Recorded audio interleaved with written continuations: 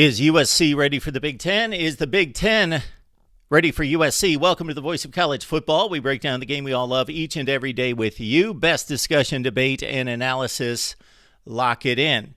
All right, of course, USC joined the Big Ten in 2024. We will look at past results. We will project forward to see how the Trojans will compete for Big Ten championships and college football playoff appearances.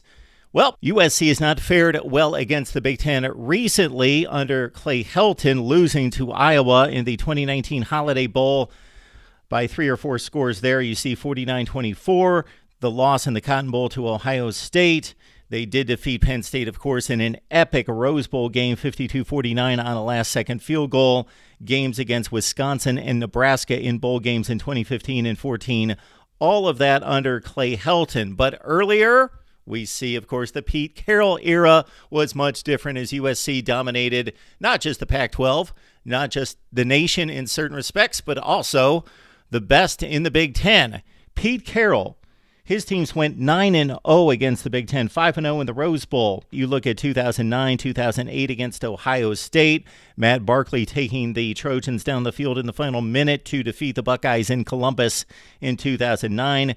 The year before, they smacked around a top 5 Ohio State team, 35-3, and the Rose Bowl against Penn State, a really good Penn State team, not as close as the final score would indicate, 38-24. It was 31-7 in the fourth quarter. There you see games against Nebraska, home and home. That Illinois team should not have been in the Rose Bowl. They were the 3rd or 4th best team in the Big Ten. So you see earlier Rose Bowl efforts against good Michigan teams in 2003 and 2006, both 2-touchdown wins for the Trojans. They defeated a co-champion in Iowa, 38-17 in 2002, and a win over the Nittany Lions, 29-5 to start out the decade of the 2000s. All told, USC 14-3 against the Big Ten.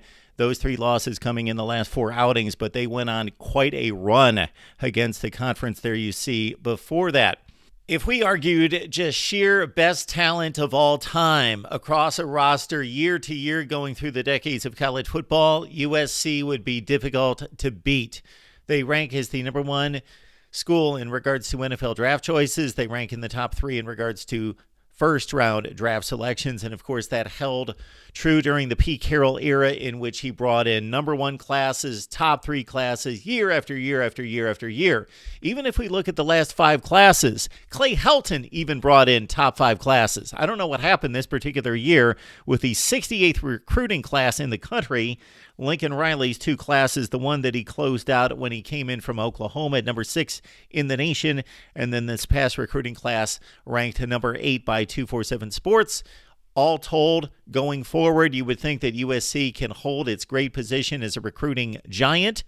In addition to that, with the Lincoln Riley offense and with the Big Ten brand, you would think that USC could even get somewhere close to what Pete Carroll was able to do in USC's heyday of 10 to 15 to 20 years ago. Over the past decade, USC has been a fine football program by most standards, by other teams' standards, but not by the standards built by the likes of John McKay, John Robinson, and of course, most recently, Pete Carroll.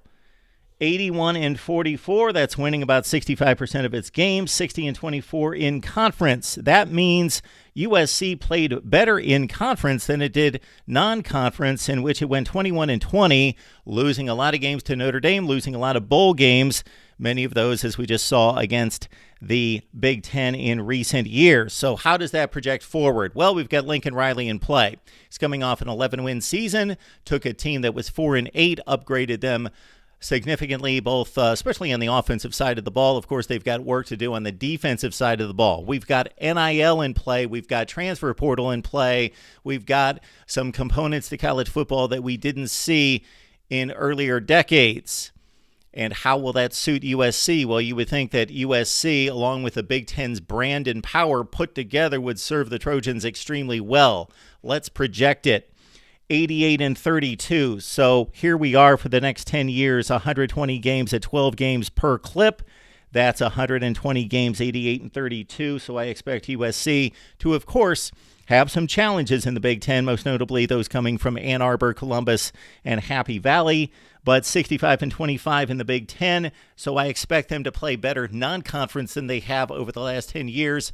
They will win the non-conference games. They will win their postseason appearances.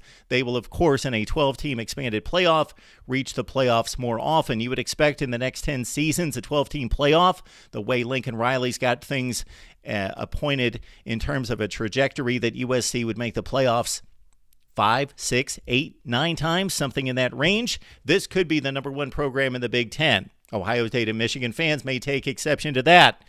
But if they find themselves another Pete Carroll, and maybe they've got one on their hands in Lincoln Riley, this could be the number one brand in the Big Ten and the team to take down for the next decade. The way things stand right now, they're behind Ohio State. They're behind Michigan. They're probably right there with Penn State, somewhere in that range. I would even rank the Nittany Lions as a better roster and football team right now. There's work to do at USC, but they are well on their way to being a major, major player in the Big Ten, if not the force in the Big Ten over the next 10 years. Leave your comments down below right here at the Voice of College Football, and we will see you soon.